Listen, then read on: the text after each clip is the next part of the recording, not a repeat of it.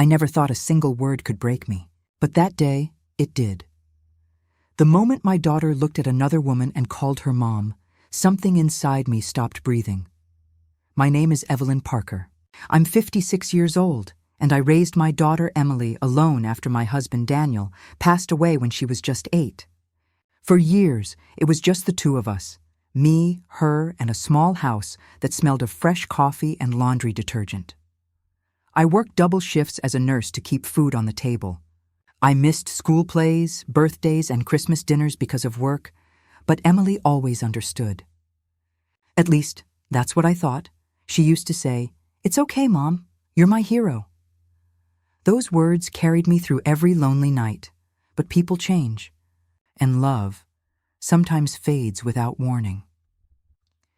It started a year ago when Emily met Victoria Reed, a patient's relative at the hospital where I worked. Victoria was everything I wasn't: elegant, wealthy, the kind of woman who never had to check price tags or worry about bills. She wore diamonds like they were made for her skin. Emily was drawn to her right away. I remember the first time they met. Emily couldn't stop talking about her. "Mom, she's amazing," she said. "Victoria said she wants to help me with my career. She even offered to take me shopping." I smiled then, trying not to show the small ache in my chest. I told myself it was fine. Maybe Victoria was just being kind. But days turned into weeks, and Victoria became a constant shadow in our lives. Emily started spending weekends at her place. Expensive clothes replaced the thrift store sweaters I used to buy her. Our late-night talks became short phone calls. Then, one afternoon, I went to a charity event at Victoria's mansion. Emily had begged me to come. I remember standing there in my plain blue dress, surrounded by people who smelled like money and spoke like their words were dipped in gold. I was searching for Emily when I heard it.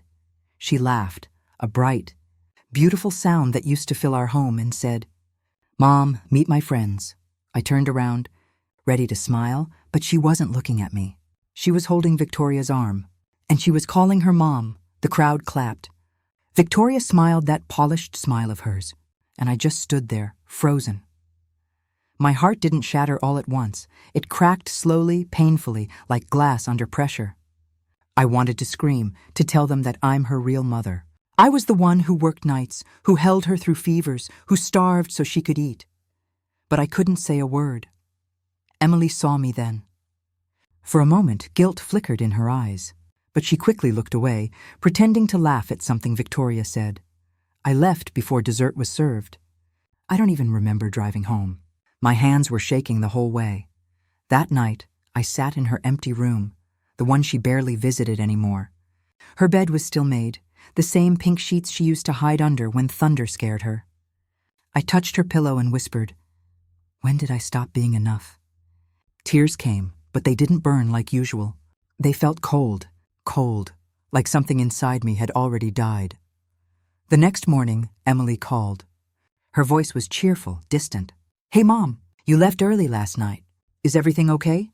I wanted to ask her if she even realized what she'd done. Instead, I said softly, "Yes, sweetheart, everything's fine." But everything wasn't fine. After the call ended, I looked at myself in the mirror. The woman staring back at me looked older than 56. Her eyes were tired, her lips trembled, and her smile, what little was left, was cracked with disappointment. That was the day I learned something painful. You can give someone your whole heart, and they can still choose someone else's.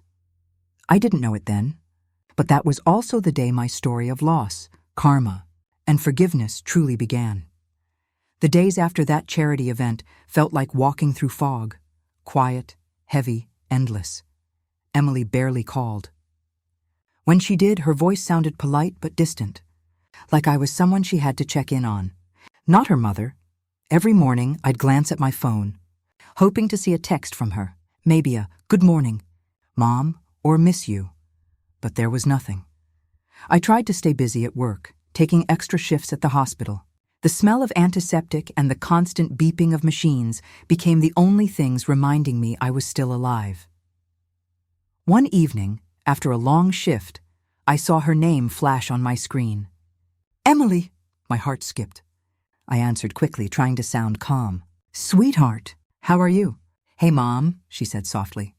"Listen, I wanted to tell you something before you hear it from someone else." My stomach tightened. "What is it?" "Victoria offered to let me move in with her, just for a while. She said it'll be closer to my new job and, well, she has extra space." For a second I couldn't speak. The world around me blurred. The nurses talking, the sound of the elevator dinging. Everything faded. I forced a smile into my voice. "That's great, honey, if that's what you want." She hesitated. "Don't be upset, okay? Victoria really cares about me. She's been like a second mom lately." Those words, second mom, pierced deeper than a knife. I whispered, "Of course, sweetheart. I just want you to be happy." After she hung up, I sat in the hospital break room for almost an hour, staring at the cold coffee in my hands. My fingers trembled, but I kept whispering to myself, "She'll come back. She has to," but she didn't. Weeks passed.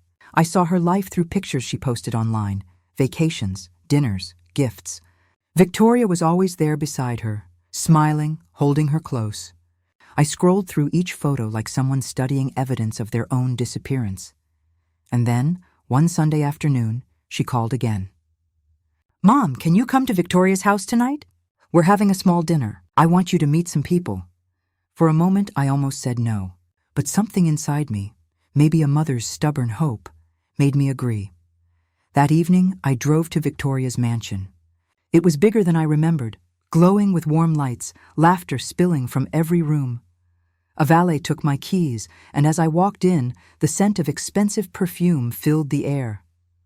I felt out of place in my old blue dress, the same one I'd worn to the last event. Emily spotted me and waved, her smile wide and practiced. "Mom, you made it!" She hugged me quickly, too quickly, before turning to a group of guests. "This is my mother, Evelyn," she said. Then, after a beat, she added with a small laugh, "My other mom, Victoria, is around somewhere."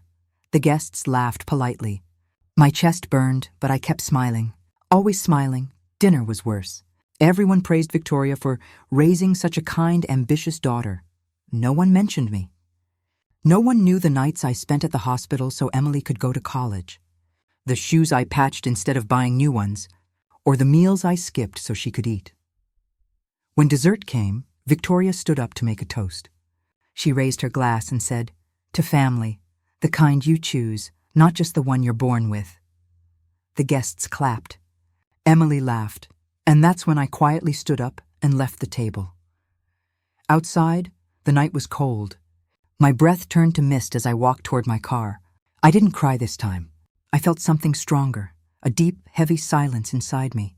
That silence followed me home. It sat beside me while I ate alone. It lingered when I turned off the lights. Days became weeks. Emily didn't call. Victoria sent me one polite text. "Evelyn, thank you for coming that night. Emily really appreciates your support." Support. That's what I'd become. A quiet shadow of support for the woman who took my place. But life has a strange way of balancing things. Sometimes it takes time, sometimes pain. But truth always finds its way home. I didn't know that in just a few months, a single phone call would turn everything upside down. The same daughter who replaced me would come back begging for the mother she'd left behind. It was a stormy night when the call came. Rain tapped on my window like impatient fingers, and thunder rolled across the sky. I had just finished my shift at the hospital and was making tea when my phone rang. At first, I didn't recognize the number. It wasn't Emily's. For a moment, I almost didn't answer. But something, maybe that motherly instinct that never dies, made me pick up. "Hello?" I said softly. There was silence. Then I heard it, a trembling voice I hadn't heard in months. "Mom, it's me." My heart stopped. Emily. Her voice was weak, fragile, almost unrecognizable. "Emily, what's wrong? Are you okay?" She tried to speak, but I could hear her crying. "Mom, please." "I don't know what to do. I'm in the hospital." The mug slipped from my hand, shattering on the floor. "What happened? Are you hurt?" She sobbed harder. "It's my kidneys, Mom. They're failing. The doctors said I need a transplant. They tested Victoria, but she's not a match." For a moment, I couldn't breathe. The room spun around me. Then I heard her whisper, soft, desperate, and filled with fear. "Mom, you're my only hope." I sat down slowly, gripping the edge of the table. 1,000 memories rushed through my mind. Her first steps, her laughter, her teenage tantrums, the day she left me for Victoria. I wanted to scream, to ask why now, why only when she needed me. But all I said was, "I'm coming." I didn't pack much, just my coat and purse. The drive to the hospital felt endless. The rain blurred the road, but my hands didn't shake. I wasn't sure if it was anger, love, or fear guiding me. Maybe all three. When I reached the hospital, I saw Victoria sitting in the waiting area. Her perfect hair was a mess, her eyes swollen. She looked up and froze when she saw me. "Evelyn, thank God you came." I didn't answer. I just asked, "Where is she?" "She's inside," she said softly. "They're running more tests. She's been asking for you." As I walked through the sterile halls, the smell of antiseptic hit me again. But this time, it felt different. I wasn't a nurse tonight. I was a mother. When I stepped into the room, I saw her. My daughter. She looked small, fragile, her skin pale against the white sheets. There were tubes running into her arms, machines beeping softly beside her. Her eyes opened when she heard me. "Mom," she whispered. That one word broke me. I went to her side and took her hand. "I'm here, baby. I'm right here." Tears rolled down her cheeks. "I'm so sorry, Mom. I didn't mean to hurt you. I thought I was doing what was best for me. I thought I didn't need you anymore." I brushed the hair from her face, my voice trembling. "You don't have to say anything right now.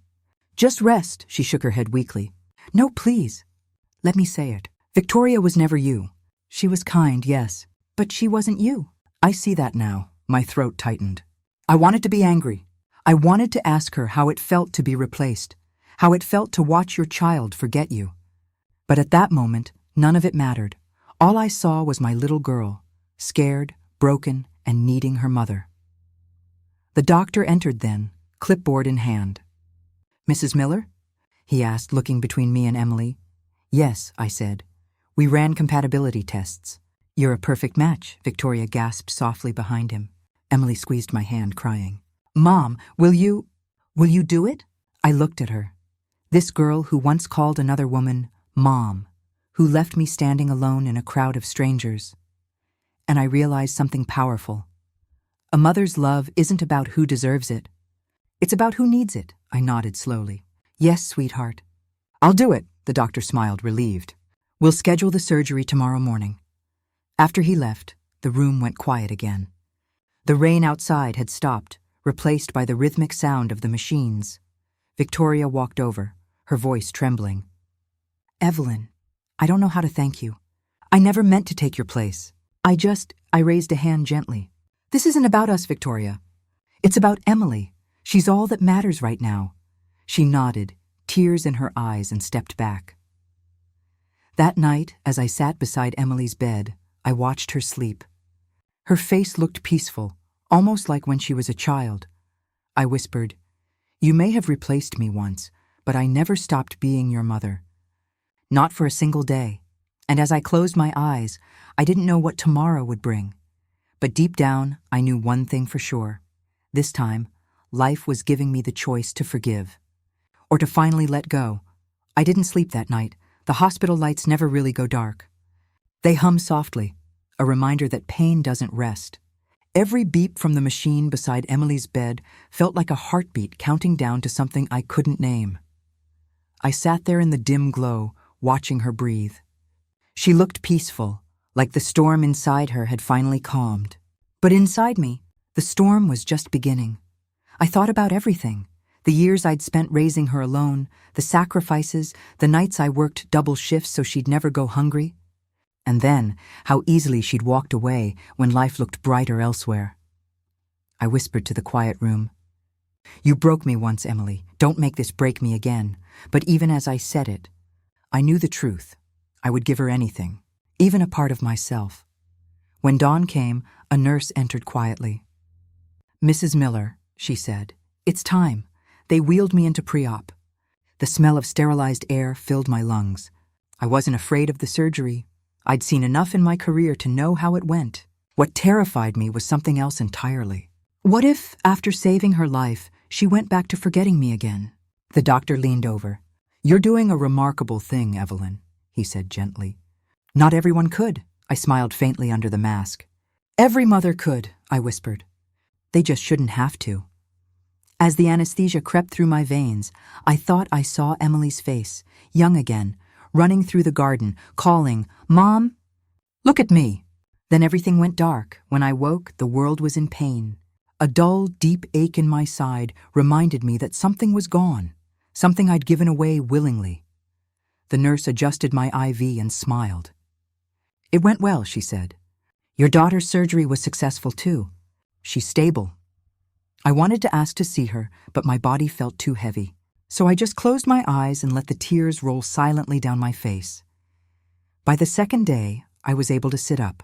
That's when Emily came in, pale, weak, moving slowly, but alive. She stood by my bed and just looked at me for a long moment. Then she burst into tears. "Mom," she whispered. "You saved my life," I smiled faintly. "That's what moms do," she shook her head, crying harder. "I don't deserve you. After everything I did, how could you still—" "Because I love you," I said simply. That's all the answer there ever was. She took my hand gently, resting her forehead against it. "I'll never leave you again, Mom, I promise." I wanted to believe her. God, I wanted to. Victoria entered quietly, holding flowers. Her face was pale, her eyes swollen.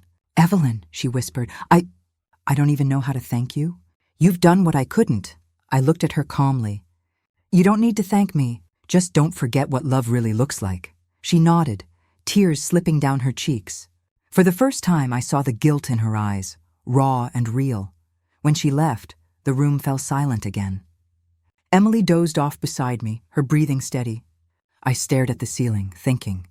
I'd given her life twice now, once when she was born, and once when she was dying.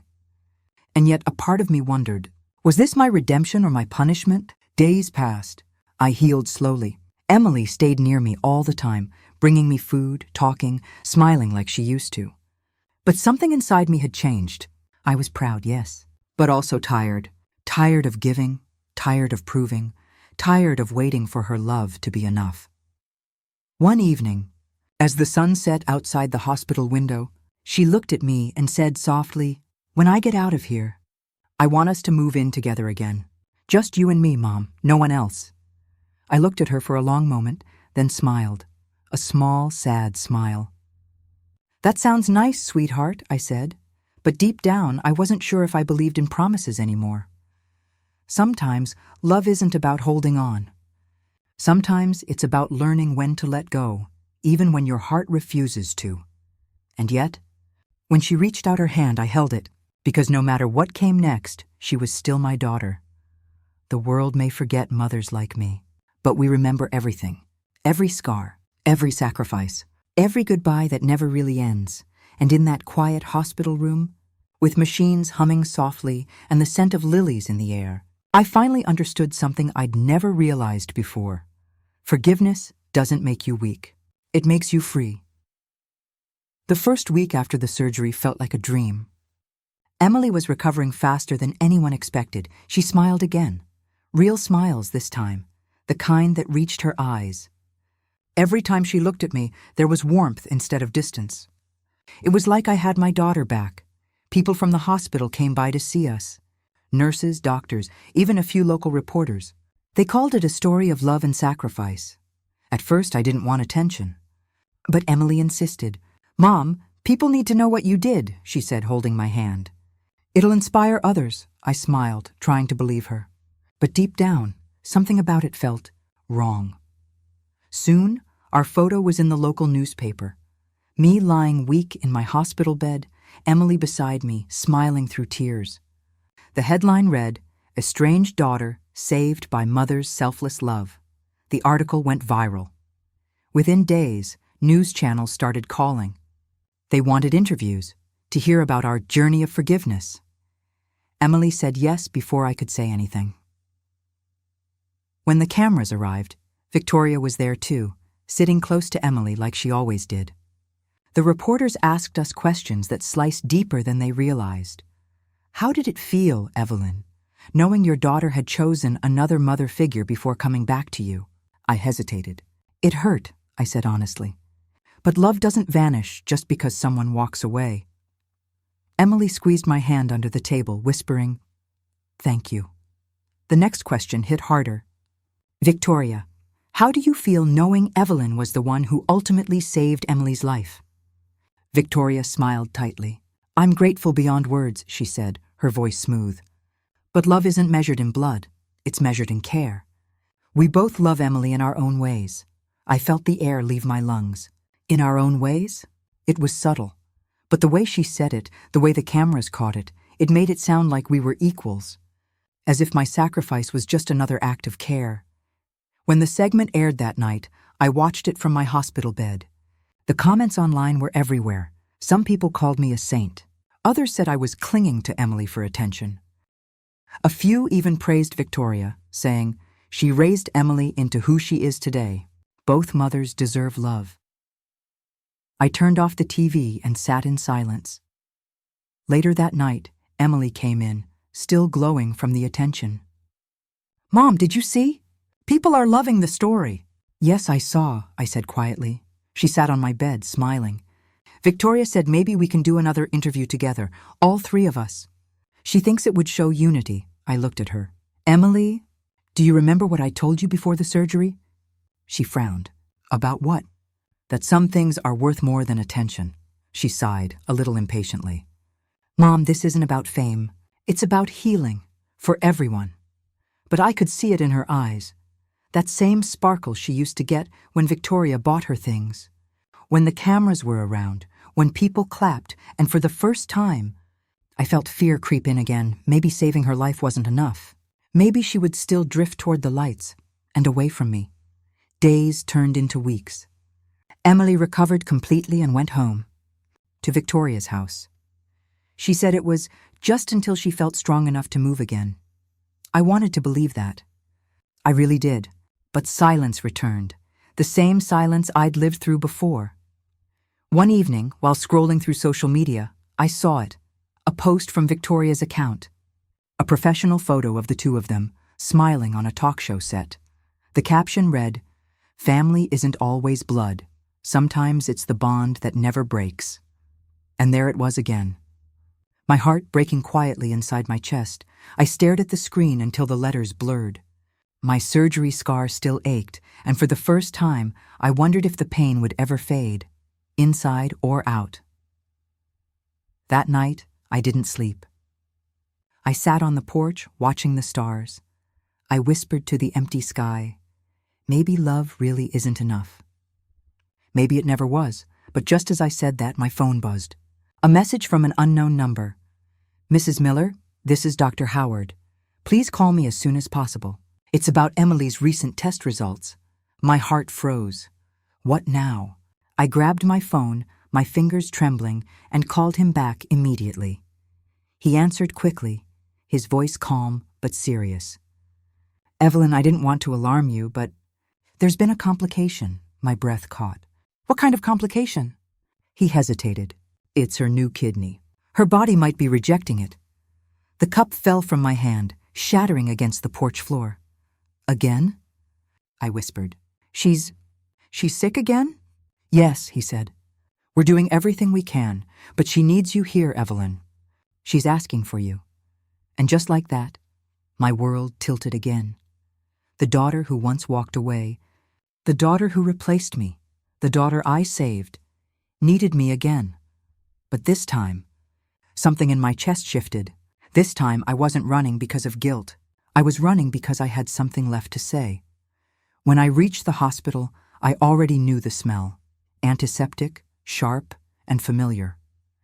But this time it hit differently. This time, I wasn't just a mother saving her daughter. I was a woman standing at the edge of her own breaking point. The nurse recognized me immediately. "Mrs. Miller, this way, please." My hand shook as I followed her down the long hallway.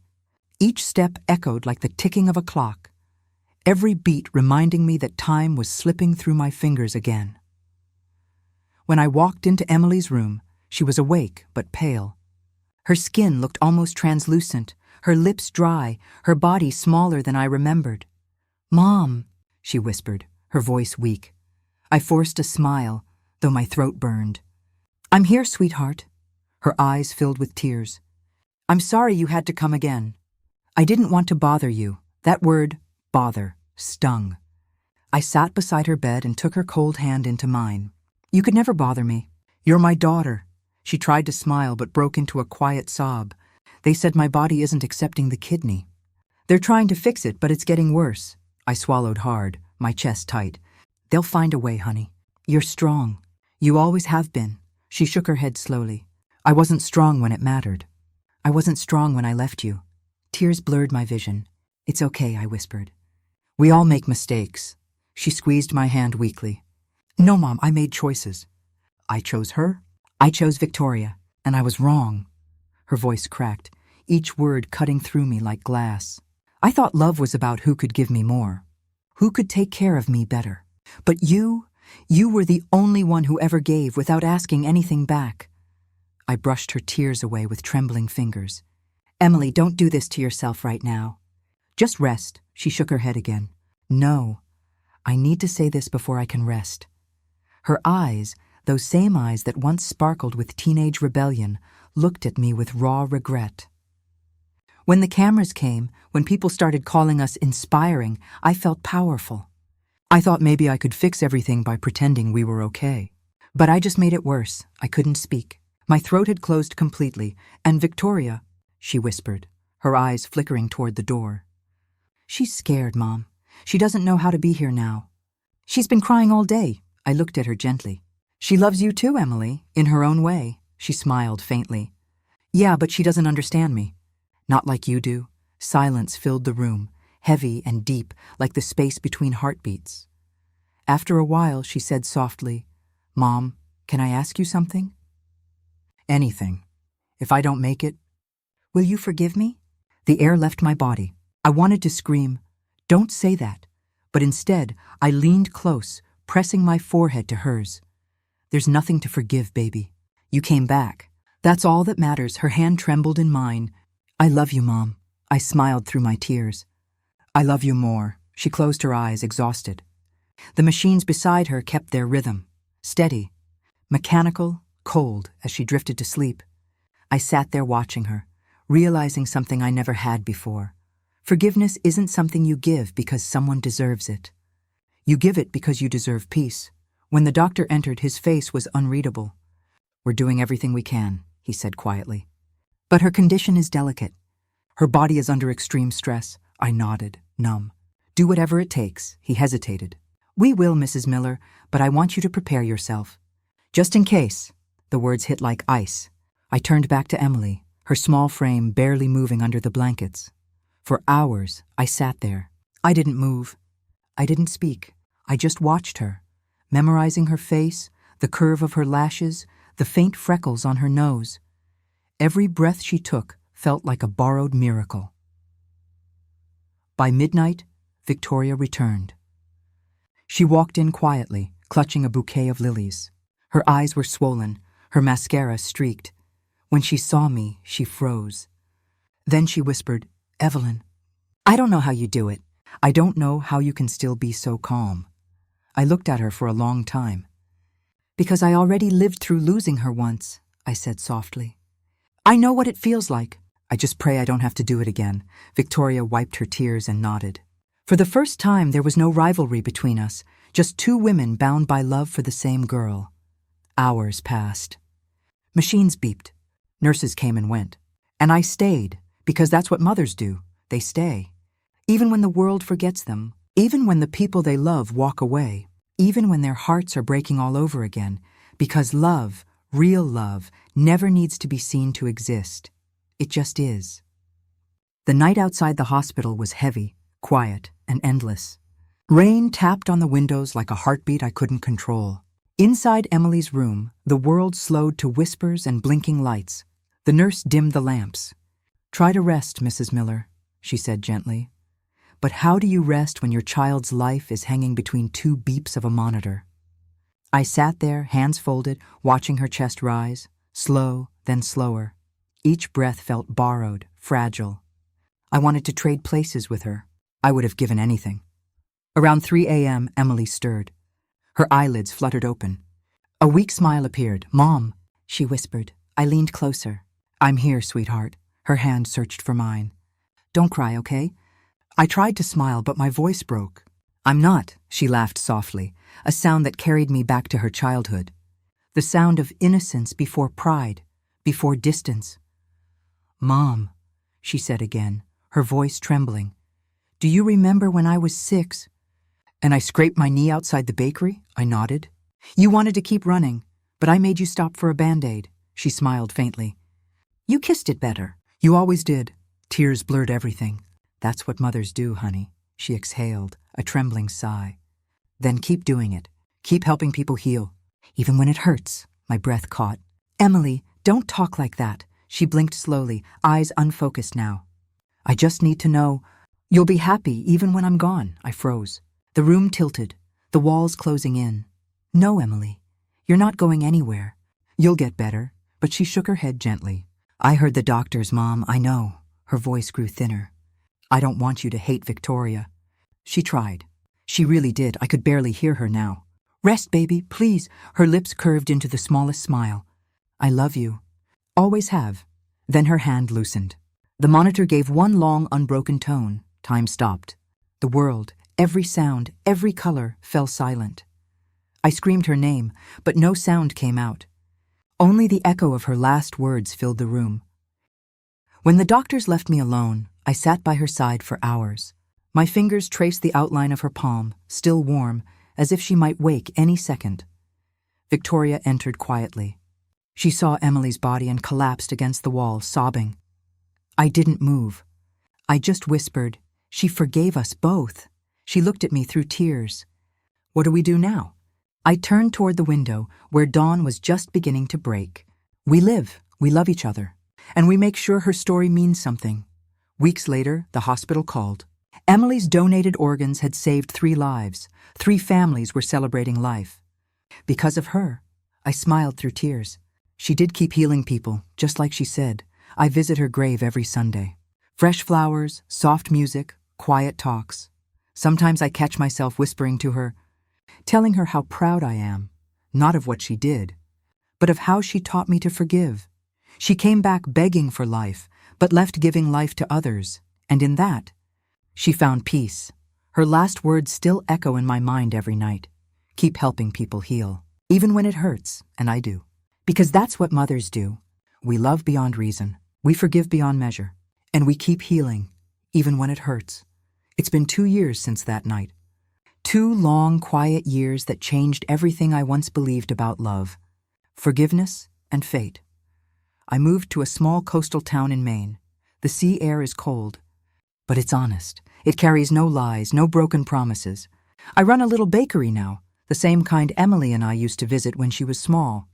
Sometimes when the doorbell rings, I still expect her voice to say, "Hi, Mom," but instead, it's the laughter of strangers, the kindness of people who don't know my story.